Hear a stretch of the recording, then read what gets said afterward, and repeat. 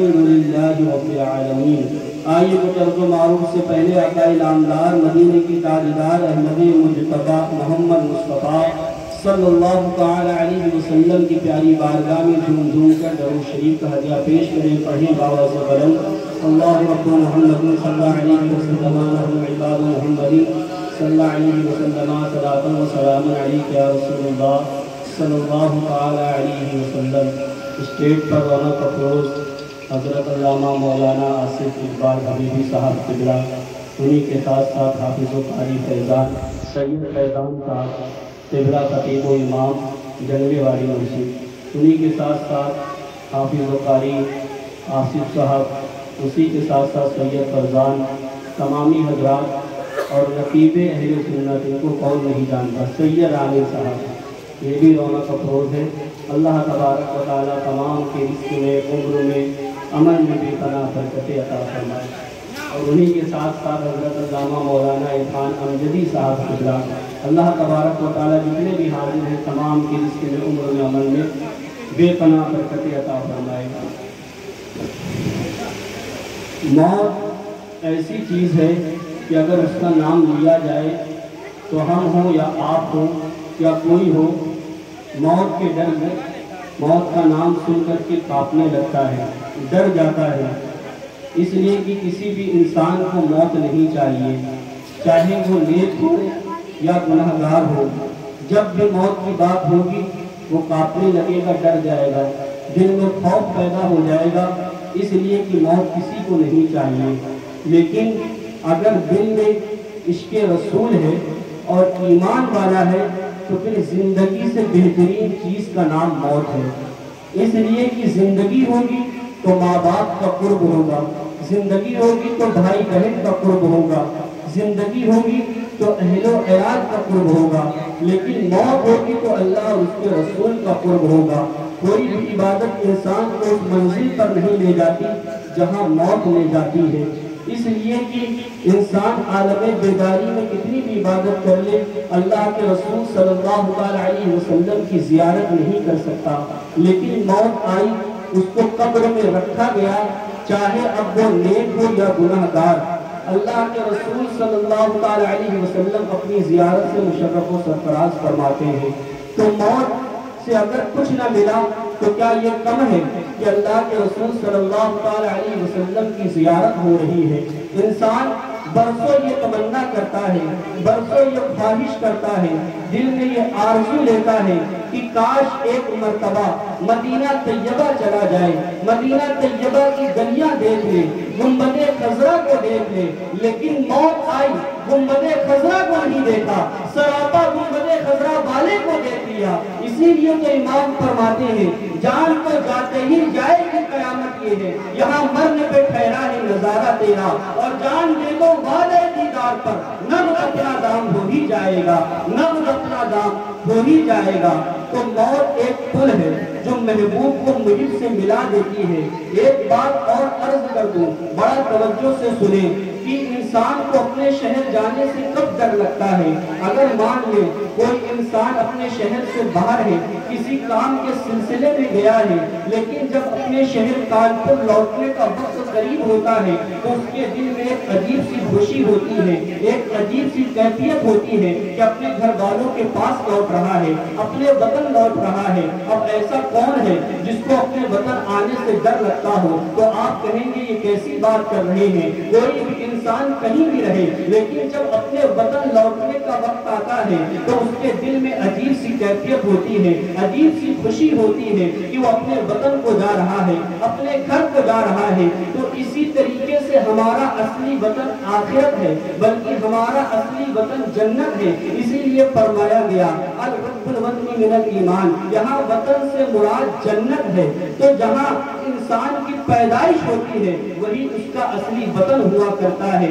इंसान की पैदाइश की जगह को ही उसका वतन कहा जाता है। तो इंसान को जमीनों आसमान पर पैदा नहीं किया गया, बल्कि हमारे बाप हज़रत आदम अलैहिस्सलाम को जन्नत में बनाया गया। इसीलिए तो कुदरत भी कह रही है इन्ना लिल्लाहि व इन्ना इलैहि राजिऊन, कि हम अल्लाह के माल हैं और हमें अल्लाह की तरफ पलटना है, हमें अल्लाह की तरफ लौटना है। तो अब मुझे बता بتاؤ اپنے گھر جانے سے ڈر کس کو لگتا ہے؟ اور یاد رکھو پردیش میں جتنی تکلیف ہوتی ہے، جتنی دقتوں کا سامنا کرنا پڑتا ہے، وہاں تو پانی بھی خود لے کر کے پینا پڑتا ہے، کھانا بھی خود بنا کر کے بھی کھانا پڑتا ہے، کتنا بھی کمائیں لیکن وہ سکون و اطمینان نہیں ملتا جو اپنے گھر میں سکون و اطمینان ملتا ہے، جو چین اپنے گھر میں ملتا ہے۔ اگرچہ چٹنی روٹی کھا کر کے گھر میں رہے لیکن وہ سکون و اطمینان باہر نہیں ملتا جو اپنے گھر کو وہ اپنے گھر میں ملتا ہے۔ اور پھر ہمارا جو عقیدہ غیب پر ہے، ہم نے لوگوں کی موت کو دیکھ کر کے ہکا بکا رہ گئے اور ہم نے موت کو سمجھا نہیں۔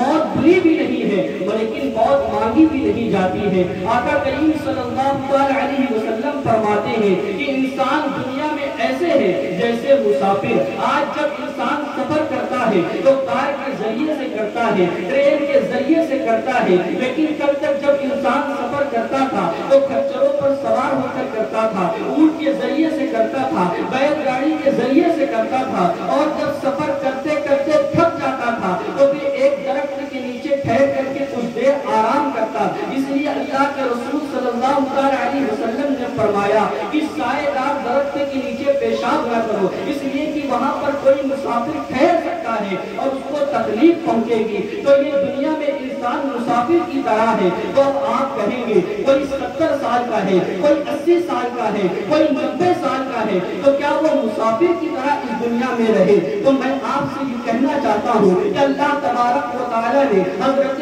نوح علیہ السلام کو 1000 سالہ زندگی عطا فرمائی، لیکن جب ان کے وصال کا وقت قریب ہوا تو حضرت جبریل امین ان کے قریب آئے اور آ کر کے کہتے ہیں کہ آپ نے زندگی کو کیسے پایا؟ تو وہ عرض کرتے ہیں میں نے زندگی کو ایسے پایا جیسے ایک دروازے سے داخل ہوا اور دوسرے دروازے سے میں نکل گیا، بس میں نے زندگی کو اتنا ہی پایا۔ اب یہاں پر کوئی 40 سال کا ہے، کوئی 70 سال کا ہے، کوئی 60 سال کا ہے، کوئی 20 سال کا ہے، لیکن کیا کبھی ہم نے یہ غور و فکر کیا کہ ہم دنیا کے اندر کتنے دن رہے ہیں، ہمیں کتنے سال ہو گئے اس دنیا میں رہتے ہوئے؟ کبھی ہم نے غور نہیں کیا۔ کتنی بھی دنیا میں زندگی مل جائے وہ ہمیں مختصر ہی لگتی ہے۔ تو پتا چلا کہ اللہ کے رسول صلی اللہ علیہ وسلم فرما رہے ہیں کہ انسان دنیا میں ایسے ہے جیسے مسافر سفر کرتے کرتے ایک درخت کے نیچے آرام کرتا ہے تھک کر کے، پھر اٹھ کر کے چل دیتا ہے۔ بس انسان کی زندگی اتنی ہی ہے۔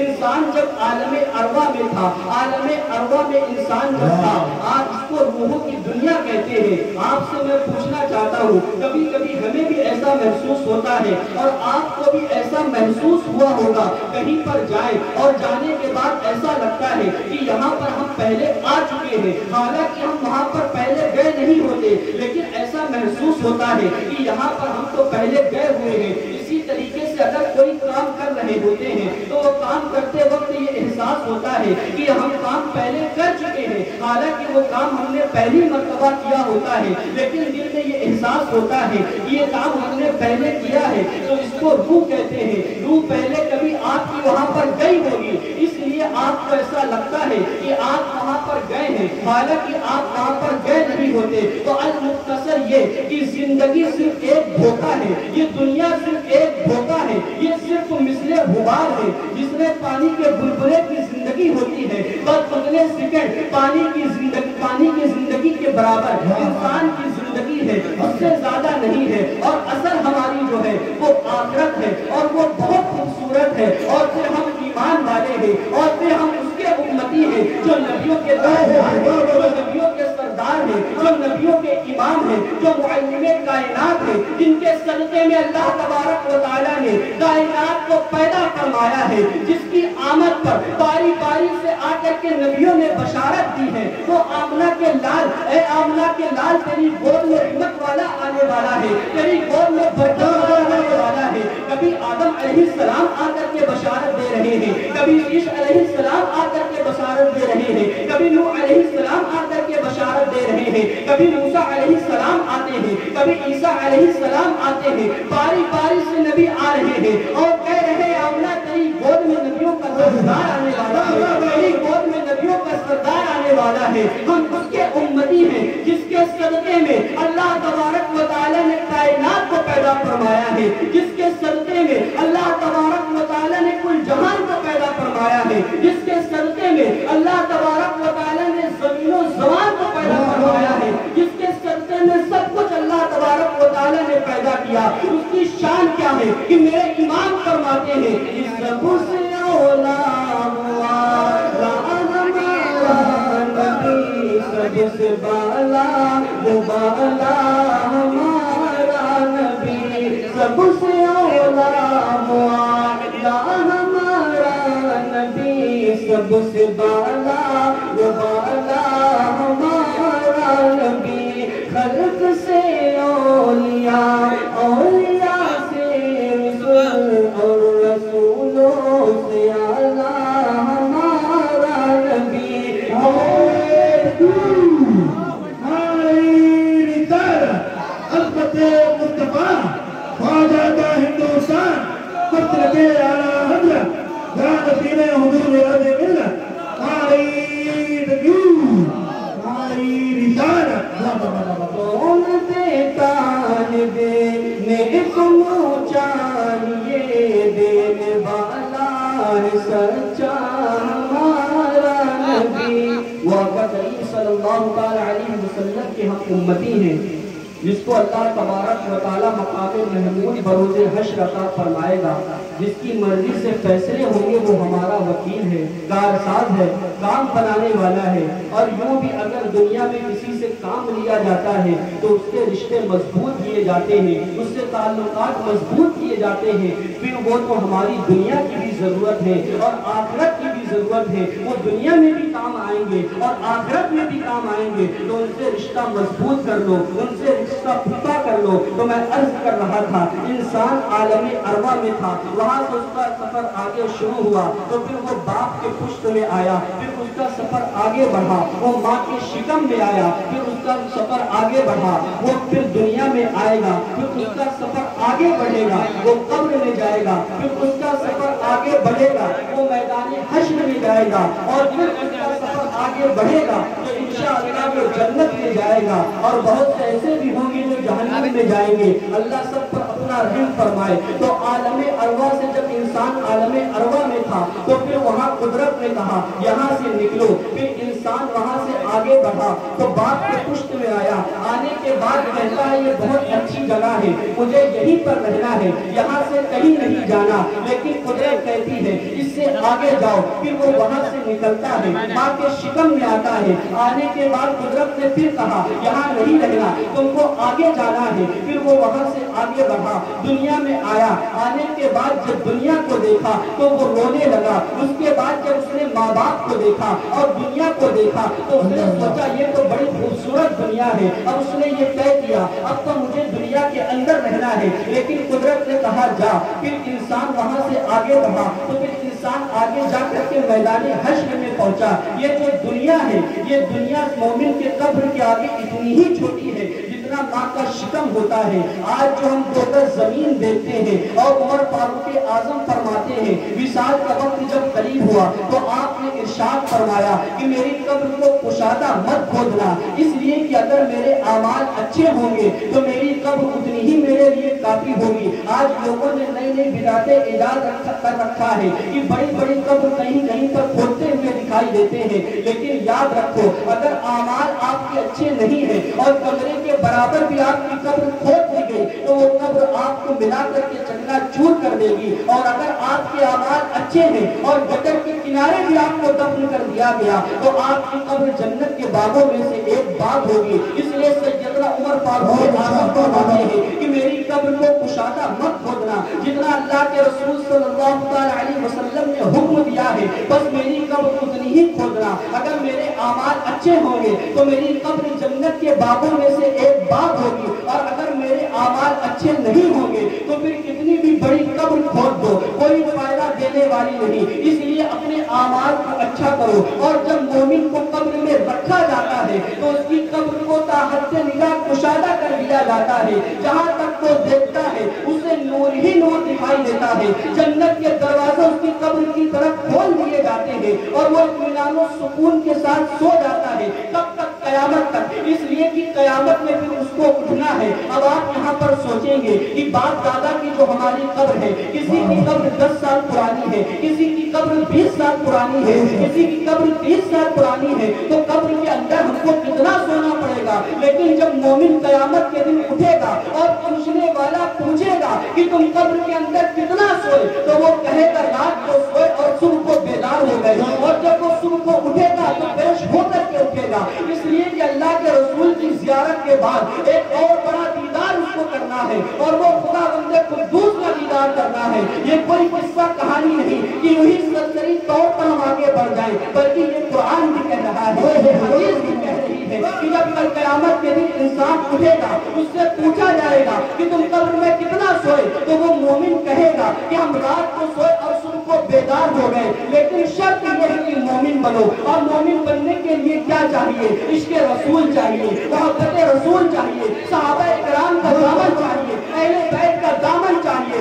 اس کے بعد نمازوں کی پابندی چاہیے۔ تب یہ تمام چیزیں جب جمع ہوں گی تو انسان کامل مومن بنے گا۔ آج عشق رسول کا دعویٰ ہے، لیکن یہ کیسا عشق ہے؟ ایک طرف محبت رسول کا دعویٰ بھی کر رہے ہیں، دوسری طرف نمازوں پر نمازیں ترک کر رہے ہیں، فجر کی نماز ہم بستروں پر پڑے ترک کر رہے ہیں۔ اس کے بعد عشق رسول کا دعویٰ ہے، جوؤں کے اڈوں کو ہم آباد کر رہے ہیں۔ اس کے بعد عشق رسول کا دعویٰ ہے، جرائم کے اڈوں کو ہم آباد کر رہے ہیں۔ اس کے بعد عشق رسول کا دعویٰ ہے، سب بختوں اور خبیثوں کے ساتھ، ان وہابیوں کے ساتھ رشتہ داریاں ہم کر رہے ہیں۔ اس کے بعد عشق رسول کا دعویٰ ہے، ان کے ساتھ ہم بیٹھ رہے ہیں۔ اور پھر عشق رسول کا دعویٰ ہے، ان کے ساتھ دوستیاں کر رہے ہیں۔ پھر عشق رسول کا دعویٰ ہے، جو اللہ کے رسول کے والدین پر کفر کا فتویٰ لگا رہے ہیں، ان کے ساتھ چل پھر رہے ہیں۔ پھر عشق رسول کا دعویٰ ہے۔ اب مجھے بتاؤ، جب بروز حشر اللہ کے رسول صلی اللہ علیہ وسلم تم سے یہ سوال کریں گے کہ جو میری والدین پر کفر کا فتویٰ لگاتے تھے، تم ان کے ساتھ اٹھتے بیٹھتے تھے، تو بتاؤ اس وقت کیا جواب دو گے؟ ان کے پیچھے نمازیں پڑھ لیا کرتے تھے، تو اس وقت بتاؤ کیا جواب دو گے؟ ان کے یہاں رشتہ داریاں کر لیا کرتے تھے، تو اس وقت کیا جواب دو گے؟ اس لیے کہ اللہ تبارک و تعالیٰ ناراض ہو تو اللہ کے رسول کے صدقے اللہ تبارک و تعالیٰ کو منایا جا سکتا ہے، لیکن اللہ کے رسول اگر ناراض ہو جائے تو پھر کس کی چوکھٹ پہ جاؤ گے؟ کس کا دروازہ کھٹکھٹاؤ گے؟ اسی لیے ہمارا مسلک وہ مسلک ہے کہ امام فرماتے ہیں دشمن احمد پہ شدت کیجئے، ملحدوں سے کیا مروت کیجئے، غیر سے جل جائے بے دینوں کے دن، یا رسول اللہ کی کثرت کیجئے چرچا انہیں کا صبح و شام، جانے کافر پر قیامت کیجئے۔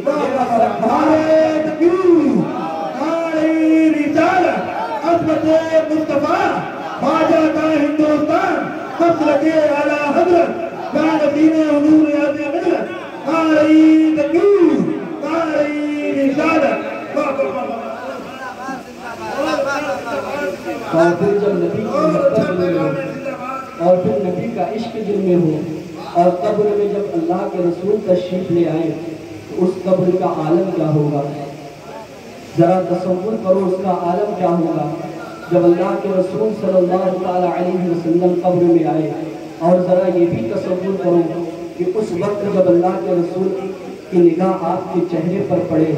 اور آپ کے چہرے پر داڑھی نہ ہو، تو بتاؤ اس وقت کا عالم کیا ہوگا؟ اس وقت اللہ کے رسول کو کیسے وہ دکھاؤ گے؟ صرف چند دنوں کی زندگی، فیشن اور یہ دنیا کی رنگ رلیوں میں ڈوب کر کے ہم اللہ کے رسول صلی اللہ علیہ وسلم کی سنت کو چھوڑ بیٹھے ہیں، ان کی شریعت کو پیٹھ کے پیچھے ڈال بیٹھے ہیں۔ یاد رکھو، مومن کی شان یہ ہوا کرتی ہے کہ جب قبر میں رکھا جاتا ہے اس کو، تو صرف جمعرات کا سورج غروب ہونے تک اس پر عذاب ہوتا ہے۔ آپ جانتے ہیں کیسے؟ اس لیے کہ جب جمعہ کی شب آتی ہے تو اس کے اوپر سے عذاب کو اٹھا لیا جاتا ہے، اور پھر جب جمعہ کا سورج غروب ہوتا ہے تو پھر فرشتے اس پر عذاب لے جانے کی تیاری کرتے ہیں۔ تو اللہ تبارک و تعالیٰ فرماتا ہے کہاں جا رہے ہو؟ تو فرشتے کہہ رہے ہیں کہ عذاب جو اٹھایا تھا اسے واپس لے کر کے جا رہے ہیں۔ تو اللہ تبارک و تعالیٰ فرماتا ہے مجھے حیا آتی ہے کہ ایک مرتبہ اپنے بندے سے عذاب ہٹا لو تو دوبارہ اس پر عذاب کرو. وہ اللہ اپنی محبت اپنے بندوں سے کر رہا ہے, موت سے زیادہ اپنے بندوں سے محبت کر رہا ہے. لیکن ہم اپنا احتساب کریں کہ ہم اللہ سے کتنی محبت کر رہے ہیں اور اللہ کے رسول سے کتنی محبت کر رہے ہیں اور کس طرح سے ہم زندگی کو گزار رہے ہیں. دنیا ہی کو ہم نے سب کچھ سمجھ رکھا ہے اور آخرت کو بھول بیٹھے ہیں. آج جب ہم قبر میں جاتے ہیں, قبرستان جاتے ہیں, تو جانے کے بعد جب ہم قبر کو دیکھتے ہیں تو دیکھنے کے بعد یہ سوچتے ہیں یہاں پر کتنا سکون و اطمینان ہے, کتنا چین ہے. لیکن وہ قبر کے اندر کا مردہ چیخ چیخ کر کے کہتا ہے, اے قبر کی مٹی سے دھوکہ کھانے والوں, یہاں پر تمہیں سکون و اطمینان دکھ رہا ہے لیکن یہاں پر کسی پر عذاب ہو رہا ہے, کسی پر چابک چل رہے ہیں, کسی کے بال گر چکے ہیں, کسی کا پیٹ پھٹ چکا ہے اور پیٹ پھٹنے کی وجہ سے اتنی بدبو ہے کہ اگر کوئی اور عذاب اس پر مسلط نہ کیا جائے تو یہی عذاب اس کے لیے کافی ہے. لیکن اللہ رب العزت نے یہ تم پر احسان کر دیا ہے کہ نہ عذاب قبر کی آواز تمہارے کانوں تک آتی ہے, نہ تمہارے کو دکھائی دیتا ہے کہ قبر پہ عذاب ہو رہا ہے, قبر دھسی ہے, ٹوٹی پڑی ہے, اس پر عذاب ہو رہا ہے لیکن تمہیں دکھائی نہیں دیتا. اللہ تبارک و تعالیٰ نے اپنے فضل سے اس کو ہٹا دیا ہے. اگر تم عذاب قبر کو دیکھتے اور عذاب قبر کی آواز کو سنتے تو تم دنیا کے اندر رہنا چھوڑ دیتے, تم کاروبار کو چھوڑ دیتے, بلکہ جنگلوں میں پاگلوں کی طرح بھاگتے. اور یاد رکھو, اگر کسی کو شیر نے کھا لیا ہے تو شیر کے پیٹ میں بھی حساب ہوگا, اسے اللہ تبارک و تعالیٰ کی بارگاہ میں جواب دینا پڑے گا. لیکن آج ہم اپنی آخرت کو بھول بیٹھے ہیں, عذاب قبر کو بھول بیٹھے ہیں. ذرا اس آخرت کی طرف چلتے ہیں جہاں ہمیں جانا ہے, میدان حشر کی طرف چلتے ہیں جہاں نفسی نفسی کا عالم ہوگا. پیاس کا عالم یہ ہوگا کہ پیاس کی شدت کی وجہ سے زبانیں ہمارے سینے پر لٹک رہی ہوگی. دنیا میں کتنی بھی پیاس انسان کو لگے لیکن زبان اس کے سینے پر نہیں آتی. لیکن آخرت کی پیاس کا عالم یہ ہوگا کہ اس کی زبان سینے پر لٹک رہی ہوگی. اس وقت کوئی ماں اپنے بیٹے کو پانی پلانے کی جرت نہ کرے گی, کوئی باپ اپنے بیٹے کو پانی پلانے کی ہمت نہ کرے گا, کوئی دوست اپنے دوستوں کو پانی پلانے کی ہمت نہ کرے گا. دنیا کے اندر اگر انسان کو پیاس لگ جائے تو 4 لوگ سیراب کرتے ہیں, لیکن آخرت کی پیاس کا عالم کیا ہوگا؟ اس لیے کہ وہاں ہر کوئی پیاسا ہوگا. جہاں ایک طرف پیاس کی وجہ سے زبانیں سینے پر لٹک رہی ہوگی, وہی دوسری طرف جو ہم نے آنکھوں سے جرائم کیے ہوں گے, آنکھوں سے پاپ کیے ہوں گے, اگر مسلسل 1 گھنٹہ آنکھوں سے آنسو بہے تو سر بھاری ہونے لگتا ہے, تکلیف شدت کی ہوتی ہے. لیکن میدان حشر میں آنکھوں سے آنسو نہیں بہیں گے بلکہ آنکھوں کے دیدے پانی بند کر کے بہ رہے ہوں گے. ایسے عالم میں امام عشق و محبت فرماتے ہیں کہ یا الہی جب بہے آنکھیں حساب جرم سے, الہی جب بہے آنکھیں حساب جرم سے, ان تبسم ریز ہوتوں کی دعا ساتھ ہو. دوسروں سے دشمنی کرتے کرتے اپنے آپ سے دشمنی کرنے والوں,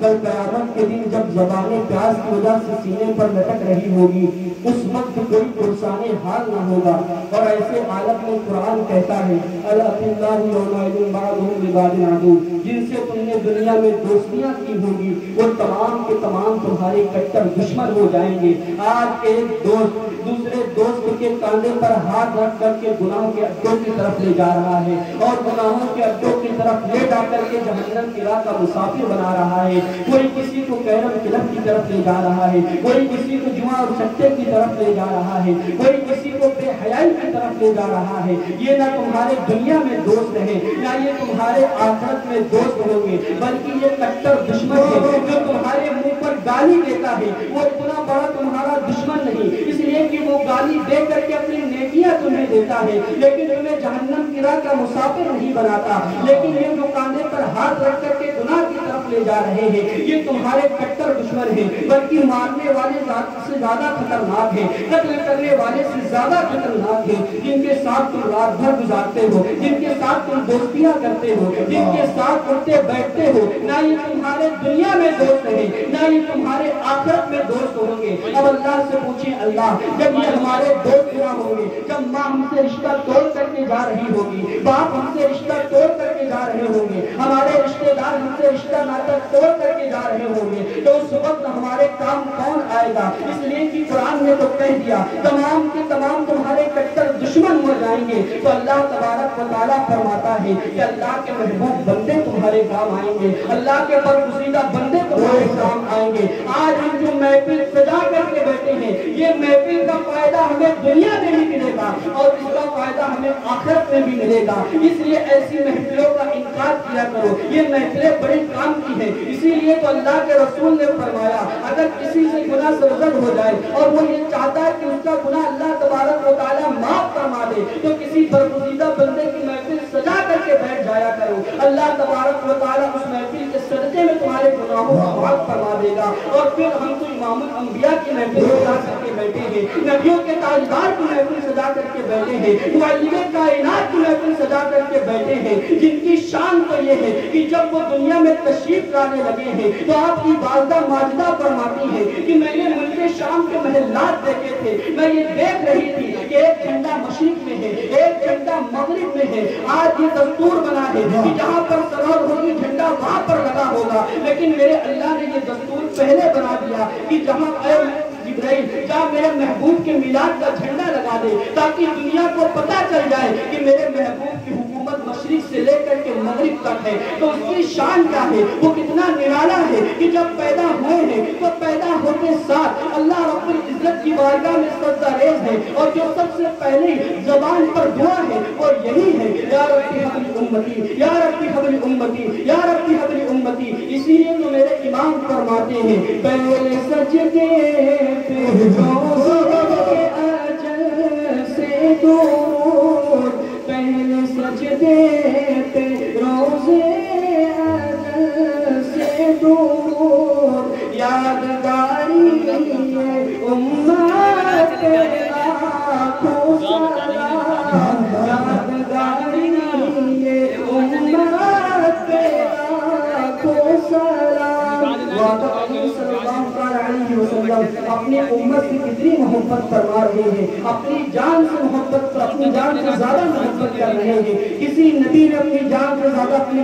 امت کو محبت نہیں کیا. حضرت نوح علیہ السلام کی قوم نے ستایا تو اللہ رب العزت کی بارگاہ میں دعا کرتے ہیں مولا میری قوم ستاتی ہے طوفان بھیج کر کے انہیں تباہ کر دے. حضرت لوط علیہ السلام کی قوم نے ستایا تو اللہ رب العزت کی بارگاہ میں دعا کرتے ہیں مولا پتھر برسا کر کے انہیں تباہ کر دے. اسی طریقے سے موسیٰ علیہ السلام کی قوم نے جب ستایا تو اللہ رب العزت کی بارگاہ میں فریاد کرتے ہیں مولا میری قوم ستاتی ہے تباہ و برباد کر دے. لیکن اللہ کے رسول صلی اللہ علیہ وسلم کو کتنا امت محمدیہ نے ستایا ہے, کتنا ستایا ہے. اگر کوئی ایک غم کی داستان ہو تو اس کو تفصیل کے ساتھ بیان کیا جائے. میرے آقا کریم صلی اللہ علیہ وسلم کی بظاہر زندگی تکلیف میں نظر آتی ہے. طائف کا سرزمین اٹھا کر کے دیکھ لے, جب آپ نے اسلام کی تبلیغ کی تو پتھروں سے آپ کو زخمی کیا گیا. جب مکہ المکرمہ میں آپ نے اسلام کی دعوت دی تو آپ کو 3 سال کے لیے شعب ابی طالب میں قید کر دیا گیا اور وہاں کھانا پینا بند کر دیا گیا. اور مکہ والوں نے یہ کہا کہ ان کا بائیکاٹ کیا جائے, نہ انہیں کھانے کے لیے کچھ دیا جائے نہ پینے کے لیے دیا جائے. حضرت جعفر تیار کہتے ہیں جب ہم 3 سال تک شعب ابی طالب میں قید تھے تو ہمارا حال یہ تھا کہ رات کی تاریکی میں ہمارے پاؤں سے کوئی نرم چیز ٹکراتی تھی تو ہم بغیر دیکھے اسے اٹھا کر کے منہ میں رکھ لیا کرتے تھے. اللہ کے رسول کو کتنی تکلیف دی گئی, کبھی مکہ المکرمہ میں کانٹوں پر چلایا گیا, کبھی اونٹ کی اوجڑی آپ کے پشت انور پر رکھی گئی. آقا کریم صلی اللہ علیہ وسلم کو اتنی تکلیف امت محمدیہ نے دی. اس کے بعد بھی اللہ کے رسول صلی اللہ علیہ وسلم نے جب بھی امت کے لیے دعا کی تو یہی کی یا اللہ انہیں ہدایت دے, یا اللہ انہیں ہدایت دے, انہیں بخش دے. یہ نہیں جانتے انہیں بخش دے, انہیں ہدایت دے. جتنا کسی بھی نبی نے اپنی امت کو نہیں چاہا، نہیں محبت کی، جتنا اللہ کے رسول نے اپنی امت سے محبت کی. اور اس کی نشانی آپ یہ دیکھ لیں کہ اللہ تبارک و تعالیٰ نے ہر نبی کو ایک مخصوص دعا دی ہے. یوں تو نبی کی دعا رد نہیں ہوتی، لیکن ایک مخصوص دعا دی گئی ہے کہ اگر نبی وہ کرے تو اللہ تبارک و تعالیٰ فوراً قبول فرماتا ہے. حضرت نوح علیہ السلام نے اس دعا کا استعمال کیا اپنی قوم کو تباہ کرنے کے لیے. لوط علیہ السلام نے اس دعا کا استعمال کیا اپنی قوم پر پتھر برسانے کے لیے. موسیٰ کلیم اللہ نے اس دعا کا استعمال کیا اپنی قوم کو غرق کرنے کے لیے. لیکن اللہ کے رسول صلی اللہ علیہ وسلم فرماتے ہیں کہ میں نے اس دعا کو اٹھا کر کے رکھ لیا ہے اور بروز حشر اس دعا کا استعمال کروں گا اپنی امت کو بچانے کے لیے. اسی لیے تو امام مشکل فرماتے ہیں کہ پیش حق مصطفیٰ شفاعت کا سناتے جائیں گے. پیش حق مصطفیٰ شفاعت کا سناتے جائیں گے. آپ روتے جائیں گے ہم کو ہنساتے جائیں گے. آپ روتے جائیں گے ہم کو ہنساتے نعرہ تکبیر، نعرہ رسالت، عظمت مصطفیٰ، کلام اعلیٰ حضرت، خواجہ کا ہندوستان، مسلک اعلیٰ حضرت، جہاں نصیر حضور ریاض ملت. نعرہ تکبیر، نعرہ رسالت. اس رسول سے محبت کرو جیسے اللہ تبارک و تعالیٰ نے محبت کرنے کا حکم دیا، جیسے ہمارے صحابہ نے کیا، ہمارے اسلاف نے کیا. صرف منہ سے کہہ لینے سے محبت نہیں ہوتی، بلکہ کردار سے بتاؤ کہ ہم عاشق رسول ہیں، اپنے اخلاق سے بتاؤ کہ ہم عاشق رسول ہیں، اپنے کردار سے یہ ثبوت دو کہ ہم نبی کے سچے شہدائی ہیں، نبی کے سچے ماننے والے ہیں. صحابہ کرام نے کس قدر اپنے محبوب سے محبت کی ہے. حضرت ابو بکر صدیق رضی اللہ تعالیٰ عنہ کی محبت کا عالم کیا تھا کہ جب اللہ کے رسول صلی اللہ علیہ وسلم بظاہر طور پر اس دنیا سے رخصت ہو گئے تو آپ کے حجرے میں حضرت عائشہ صدیقہ رضی اللہ تعالیٰ عنہ گئی اور جانے کے بعد کہتی ہیں بابا جان اس حجرے میں نہ تو کوئی چراغ جلتا ہے نہ تو کوئی چولہا جلتا ہے، یہ چھت پر دھوئے کا نشان کیسا ہے؟ تو سیدنا فاروق اعظم زارو قطار روتے ہیں اور روتے ہوئے عرض کرتے ہیں بیٹی کیا بتاؤ، جب سے اللہ کے رسول صلی اللہ علیہ وسلم بظاہر طور پر رخصت ہوئے ہیں دنیا کے اندر میرا جی نہیں لگتا، ان کی یاد میں میرا جی چلتا ہے اور اسی کا دھواں ہے جو تم یہ چھت پر دیکھ رہی ہو. عاشقوں کو تو دل جلا کرتے تھے، لیکن ہم کیسے عاشق ہیں کہ اپنے کردار سے نبی کے دل کو تکلیف پہنچا رہے ہیں. نبی کو کتنی تکلیف ہوتی ہوگی جب ہم نماز کو ترک کرتے ہوں گے، کتنا مچلتے ہوں گے جب ہم بے حیائی پہ بے حیائی کرتے ہوں گے، جرائم پہ جرائم کرتے ہوں گے. کیا وہ سوچتے نہ ہوں گے کہ یہی وہ امت ہے جس کے لیے ہم نے اپنا کنبہ قربان کیا تھا، یہی وہ امت ہے کہ طائف میں ہم پتھر سے زخمی ہوئے تھے، یہی وہ امت ہے کہ مکہ مکرمہ کے اندر ہم نے تکلیفیں سہی تھی. ہم اپنے کردار اور اخلاق سے اپنے نبی کو کتنی تکلیف پہنچا رہے ہیں. یہ تو اللہ تبارک و تعالیٰ نے ہم پر احسان کیا ہے کہ ہم نبی کے امتی ہیں، اسی کے صدقے میں ہم اچھا کھا رہے ہیں، اچھا پی رہے ہیں. لیکن کیا ہم اس کا شکر بھی ادا کر رہے ہیں کہ جس کے صدقے میں اللہ تبارک و تعالیٰ نے ہمیں یہ تمام چیزیں دی ہیں، ہم نماز چھوڑ کر کے اس کی آنکھوں کی ٹھنڈک بھی چھیننے کی کوشش کر رہے ہیں. آج ہم محبت رسول کا دعویٰ کرتے ہیں لیکن ہم نے تو محبت کی ہی نہیں ہے جس طرح سے محبت کرنی چاہیے تھی. ہمارے بزرگوں نے کس طرح سے محبت کی ہے، صحابہ کرام نے کس طرح سے محبت کی ہے. حضرت مصعب ابن عمیر کی زندگی اٹھا کر کے دیکھ لے، مکہ المکرمہ کے اندر ان سے زیادہ مالدار کوئی نہیں تھا. جیسا وہ لباس پہنتے تھے پورے مکہ کے اندر ویسا لباس کوئی نہیں پہنتا تھا. جیسا عطر وہ استعمال کرتے تھے پورے مکہ المکرمہ کے اندر ویسا عطر کوئی استعمال نہیں کرتا تھا. جب وہ گلی کوچے سے مکہ المکرمہ کے گزرتے تھے تو عورتیں دروازے پر کھڑے ہو کر کے یہ کہتی تھی یہ عمیر کا بیٹا مصعب جا رہا ہے، اس لیے کہ ان سے زیادہ بہترین خوشبو پورے مکہ کے اندر کوئی نہیں لگاتا، ان سے شاندار کپڑا پورے مکہ کے اندر کوئی نہیں پہنتا. پہنتا، لیکن اللہ کے رسول صلی اللہ علیہ وسلم کی زیارت کیا ہوئی ہے، دیدار کیا ہوا ہے، عشق رسول ایسا دل میں پیدا ہوا، ماں سے کہا ماں مجھے عشق رسول ہو گیا ہے، مجھے مصطفیٰ جان رحمت سے سچی محبت ہو گئی ہے۔ تو ماں نے کہا یا تو مصطفیٰ جان رحمت کا دامن تھام لو یا تو میرا دامن تھامو، اگر مصطفیٰ جان رحمت کا دامن تھامنا ہے تو سب کچھ چھوڑنا پڑے گا، میرا علم مجھے دینا پڑے گا، میرے کپڑے مجھے واپس کرنے پڑیں گے، یہ زمین جائیداد تمہیں واپس کرنا پڑے گا، تمام کچھ تمہیں دینا پڑے گا۔ تو اس وقت مصعب ابن عمیر نے تاریخی جملہ ارشاد فرمایا تھا، ماں یہاں تک کہ میری جان لے لو لیکن میں مصطفیٰ جان رحمت کا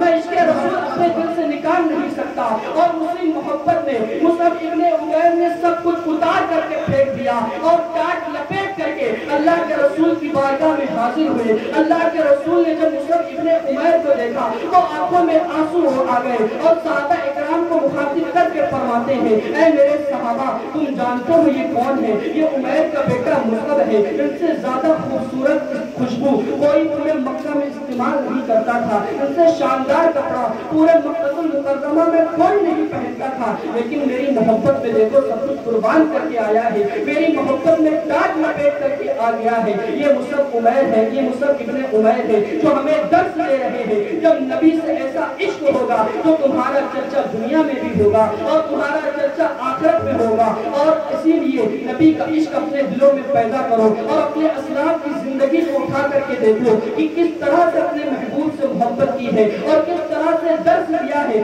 نبی سے محبت کا۔ اگر ہم ذرا سے بھی نبی سے محبت کر لیتے تو ہم بے حیائی نہ کرتے، گناہوں کے اڈوں کو آباد نہ کرتے، نمازوں پر نمازیں ترک نہ کرتے۔ آپ جانتے ہیں جس نے جان بوجھ کر کے ایک وقت کی نماز کو چھوڑا، قرآن مقدسہ کے اندر 700 مقامات پر اللہ تبارک و تعالیٰ نے نماز کا حکم فرمایا، جس نے ایک مرتبہ نماز جان بوجھ کر کے چھوڑا گویا کہ اس نے 700 مرتبہ اللہ تبارک و تعالیٰ کی نافرمانی کر دی۔ اب جو 700 مرتبہ ایک دن ایک ٹائم کی نماز چھوڑنے پر اللہ تبارک و تعالیٰ کی نافرمانی کرے تو وہ دنیا میں خوشحال کیسے رہ سکتا ہے، وہ ترقی کیسے کر سکتا ہے؟ آج ہم یہ سوچتے ہیں کہ ہم بڑا پریشان ہیں، کہیں سے تعویذ مل جائے، کوئی بابا یا پیر ایسا مل جائے جو ہمیں تعویذ دے دے تو ہماری مشکلیں آسان ہو جائے۔ یاد رکھو تعویذ اپنی جگہ پر ہے، اس کی عظمت اپنی جگہ پر ہے، لیکن نماز چھوڑ کر کے اگر کچھ بھی چاہو گے تو وہ حاصل نہیں ہوگا۔ اس لیے کہ جو سر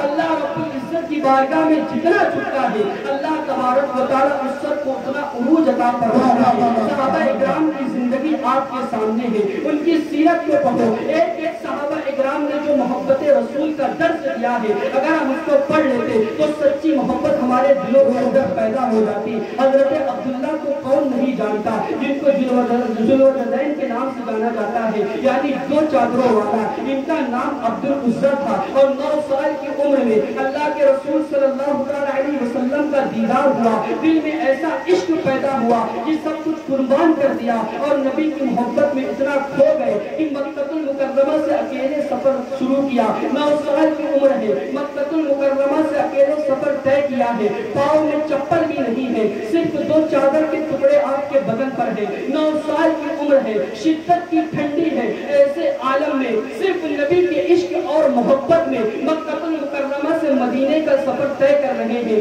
راستے میں کئی لوگ ملے اور ملنے کے بعد کہتے بیٹا تم اتنے ننھے سے ہو، اکیلے کہاں چلے جا رہے ہو؟ تو کہتے ہیں میں نبی کا عشق اپنے دل میں لے کر ان کا دیدار کرنے جا رہا ہوں، ان کے بغیر مکہ المکرمہ میں میرا جی نہیں لگتا، بس ان کی گلیوں میں جانا چاہتا ہوں، ان کے قدموں میں پڑا رہنا چاہتا ہوں، ایک مرتبہ صرف ان کا دیدار کرنا چاہتا ہوں، چاہے میری جان چلی جائے بس مصطفیٰ جان رحمت کا دیدار کرنا چاہتا ہوں۔ لوگوں نے کہا یہ کیسی حالت میں جا رہے ہو؟ وہ تو نبیوں کے تاجدار ہیں، وہ تو مدینے کے بادشاہ ہیں، کیا تمہیں اس حالت میں دیکھ کر کے اپنائیں گے؟ تو حضرت عبداللہ دل میں خیال کرتے ہیں کہ میں ایسی حالت میں جا رہا ہوں، کہیں ایسا نہ ہو کہ اللہ کے رسول مجھے اپنانے سے انکار کر دے، گلے لگانے سے انکار کر دے۔ لیکن پھر دل نے ان کے کہا کہ چھوڑو فکر دنیا کی، چلو مدینے چلتے ہیں، چھوڑو فکر دنیا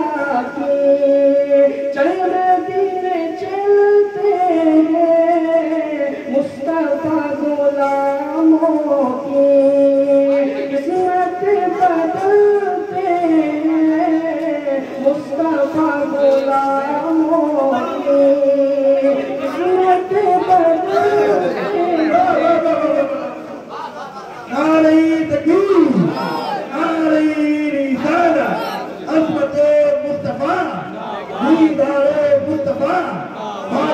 ہندوستان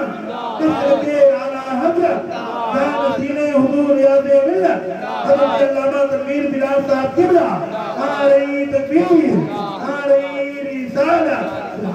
سبحان اللہ ایسے ہی آدمی سفر کرتے کرتے مدینہ طیبہ پہنچے فجر کا وقت قریب تھا لوگ نماز پڑھ کر کے مسجد اقصیٰ سے نکل رہے تھے تمام صحابہ اکرام اور یہ سیڑھیوں کے قریب وہ چادر لپیٹے بیٹھے ہوئے تھے اندر اللہ کے رسول صلی اللہ علیہ وسلم آرام فرما تھے اللہ کے رسول صلی اللہ علیہ وسلم نے حضرت ابو بکر صدیق رضی اللہ تعالیٰ عنہ کو بلایا اور بلانے کے بعد کہتے ہیں کہ جاؤ میرا ایک عاشق سیڑھیوں کے پاس بیٹھا ہے اسے بلا کر کے لے کر کے آؤ لوگ یہ کہتے ہیں نبی کو پیٹھ کے پیچھے کا علم نہیں اللہ کے رسول مسجد اقصیٰ کے اندر ہے اور حضرت ابو بکر صدیق رضی اللہ تعالیٰ عنہ کو بلا کر کے کہہ رہے ہیں جاؤ سیڑھیوں کے پاس میرا ایک عاشق چادر لپیٹے ہوئے بیٹھا ہے جاؤ اس کو میرے پاس لے کر کے آؤ جب نبی کو اتنا خیال ہے تو آج ہم جب ان کی محفل سجا کر کے بیٹھے ہیں تو کیا وہ نہیں دیکھ رہے ہوں گے کہ یہ بندے یہ میرے امتی آج محفل سجا کر کے بیٹھے ہیں اسی محفل کے صدقے میں ان کی پریشانیوں کو دور کر دیا جائے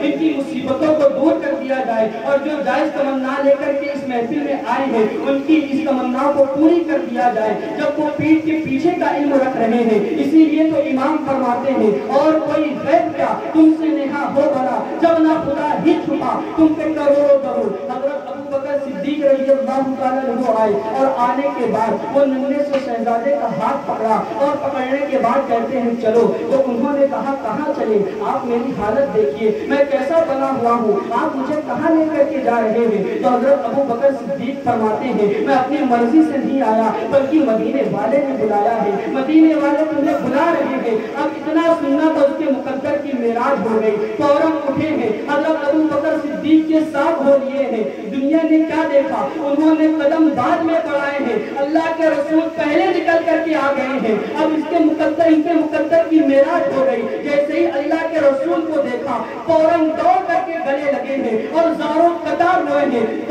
مانو ایسا لگتا تھا کہ ہر مرض کا علاج آج نبی کے سینے سے لگ کر کے انہوں نے پا لیا ہے یہ عشق ہوتا ہے یہ مصطفیٰ جان رحمت کا عشق ہے اللہ تبارک و تعالیٰ کے رسول نے پوری زندگی ان کو اپنے پاس رکھا یہاں تک کہ جب کھانے کے لیے بیٹھتے تو ایک لقمہ ان کو کھلاتے اور ان سے کہتے بیٹا تم بھی مجھے کھلاؤ حضرت عبداللہ انہیں بھی اللہ کے رسول صلی اللہ علیہ وسلم کو اپنے دست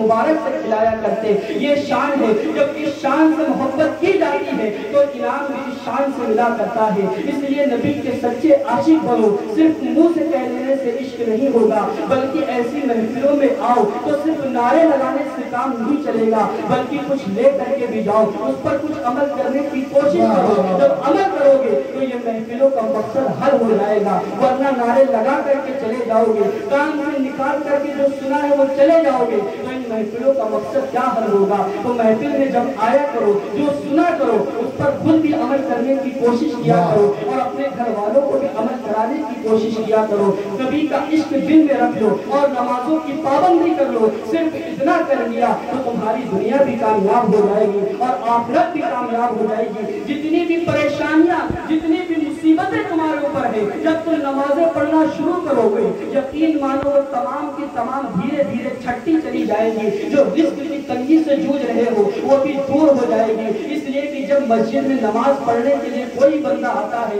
تو شیخ ابو طالب مکی رحمۃ اللہ علیہ فرماتے ہیں جب اذان ہوتی ہے تو روئے زمین کی تمام دولت سمیٹ کر کے مسجد میں لائی جاتی ہے اور جو نماز پڑھنے کے لیے آتے ہیں انہیں رزق بھی دیا جاتا ہے اور رزق میں برکتیں بھی دی جاتی ہیں رزق تو انہیں بھی ملتا ہے جو نماز نہیں پڑھتے لیکن وہ طرح طرح سے مصیبتوں میں پریشان رہتے ہیں بیماریوں میں پریشان رہتے ہیں اگر بیماریوں سے چھٹکارا چاہتے ہو تو نمازوں کی پابندی کرو اور عشق رسول محبت رسول کے ساتھ رہو تب تمہاری نماز اللہ تبارک و تعالیٰ کی بارگاہ میں قبول ہوگی اگر نبی کا بغض ہے صحابہ کا بغض ہے اہل بیت کا بغض ہے کتنی بھی عبادتیں کر لو وہ تمام کی تمام تمہارے کام نہیں آئے گی بلکہ تمہارے منہ پر مار دی جائے گی اس لیے نبی کا عشق رکھو اور یہ جو ہاتھ دیے گئے ہیں ان دونوں ہاتھ میں ایک ہاتھ سے اہل بیت کا دامن تھامو، ایک سے صحابہ اکرام کا دامن تھامو۔ اسی لیے تو امام فرماتے ہیں اہل سنت کا ہے بیڑا پار اصحاب حضور، نظر ہے اور نام ہے اطرت رسول اللہ کی۔ اللہ رب العزت کی بارگاہ میں دعا ہے کہ اللہ رب العزت